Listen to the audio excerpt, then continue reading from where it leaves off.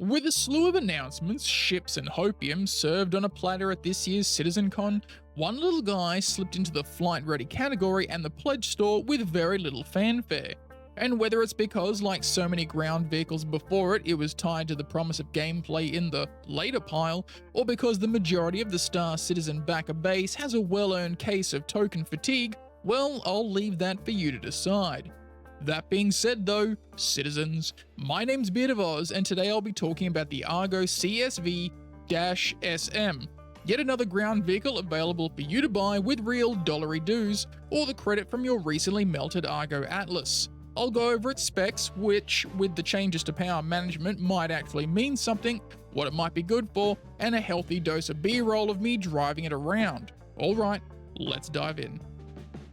From the purveyors of orange Lego block industry vehicles, Argo, comes yet another token with bigger dreams than current gameplay, the Mule Mark II, the CSV. The construction support vehicle is the vanguard of the base building hype train post-Sitcon 2954, with the ability to carry 4 SU of cargo, presumably the building materials needed to make your very own Star Citizen Club Penguin somewhere out in the wilds of Pyro. At this current point in time, the CSV's existence, purpose, and necessity is all a bit superfluous, though the claim of battery life being a major factor and consideration going forward, soon TM, will drastically shift the beam citizen complex we've all become used to. Ultimately, that means the usefulness and reliability of handheld tractor beams is likely to be nerfed harder than the 3 days before the release of the Argo Atlas. And lo and behold, who is there to save us? Presumably this guy. But slightly less exciting, yet apparently just as important little brother to the useful version of this Tonka truck, the CSV-FM. The fabrication model variant of this current release is the real hero, carrying 2 drones that are the starting point for citizens out there in the frontiers building their first settlement. But that isn't what we have in our hands now. No, we have its sullen little brother whose sole purpose in life is to carry supplies for the cooler big brother. When can we build settlements? I don't know. Back to the Argo flatbed. Out of the box, the Argo CSV-SM, very important distinction there, comes equipped with a single size 0 power plant, a single size 0 cooler, and a single size 0 shield. Default, these are the C-grade industrial components, but I've upgraded them where I can with arguably better ones, at least on paper. It is worth noting as we get closer to 4.0 and engineering changes that it also has the slots for a life support module, a battery, and a radar system, the importance of these heavily steeped in soon TM. With the upgrading components, I had a relatively modest power pool, though it feels very much like an afterthought at this point in time, with 3 missing power draws, though I don't foresee a great deal of juggling involved in the future for a vehicle that has neither weapons or impressive shielding capabilities. Perhaps in some future update we'll see size 0 components expanded in range as well as an offering of A grade, though industrial offerings are rarely as impressive as their military counterparts. It also has a reasonable amount of player storage at the rear, as well as a handheld multi-tool slot at the front, hopefully something with the design and intent to recharge said tool. The flatbed attached is a cargo grid capable of holding 4 SU of cargo, whether that be the full SU containers or a total of 4 SU made up of 1/8 SU boxes, making this the better version of the Drake Mule in all accounts excluding size and its lack of turning circle. Compared to the Mule though, it is considerably slower, and struggles like a turtle when tipped onto its back, which on Stanton's many moons happens often. For those fond of taking narcotic destruction missions for the various security factions but not actually destroying those narcotics, this little go-getter is about as good as it gets when you want to go from a distance and make it a little courier delivery mission of your own. So long as the crates you're collecting are the same type and have the same anchor point, that's 32 wonderful bundles of money just waiting to fill your wallet. And should CIG ever figure out how to make a jump town underground, safe from Moabs, something like this would really shine.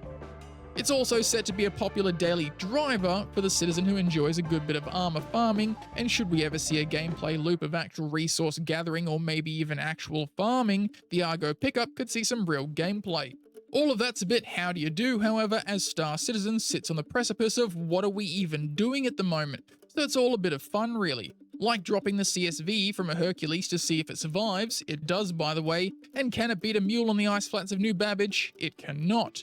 Its wider frame makes it harder to transport around the verse, necessitating a somewhat larger ship to cart it around, with it fitting into the RSI Zeus well enough, though it can get finicky when trying to exit the vehicle. A similar situation with the Cutlass Black and a complete denial with the Freelancer, no surprises there. The Taurus, as always, proving itself to be an absolute goat of a ship with more than enough room. Undoubtedly, the upcoming base-related ships having more than enough room, can't wait to get my Ironclad involved.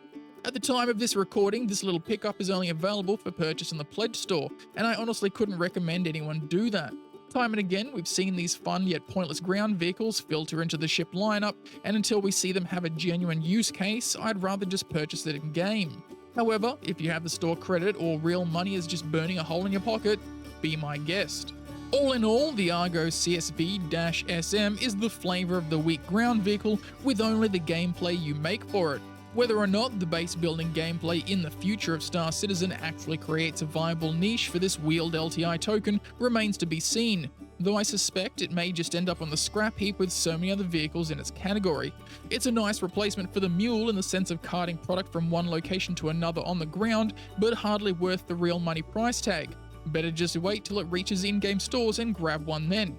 And there you have it, my brutally honest opinion on the latest ground vehicle offering, the Argo CSV-SM. If you enjoyed the video or learned something new, do me a favor and hit that like button. If you enjoy content like this, hit the subscribe button and be sure to hit the real subscribe button next to it so you'll be alerted when my videos go live.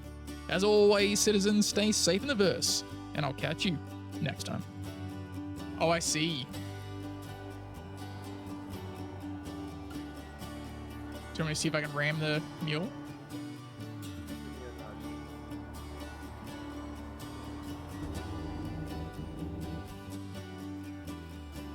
I'm backing out. Yeah, I'm out. Yeah, I was holding it up because I'm holding the back wheels up. I didn't want to crush you by accident. Because I was under there.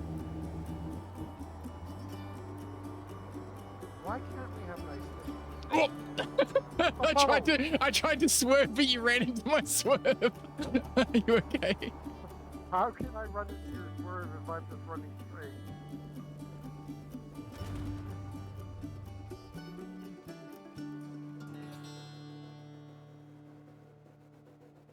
That was cute.